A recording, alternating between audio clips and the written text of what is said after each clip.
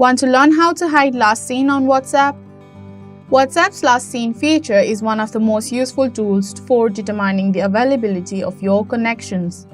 But if you do not want to expose the last exact time of your availability or the time you were last active, you may easily hide the last seen of your WhatsApp account. Hello everyone, welcome to Online Help Guide. Today in this video, I'm going to show you how to hide last seen on WhatsApp. So without any further ado, let's get started. First, open your WhatsApp. Now tap on three vertical dots that is on the top right corner of your screen. A pop-up will appear.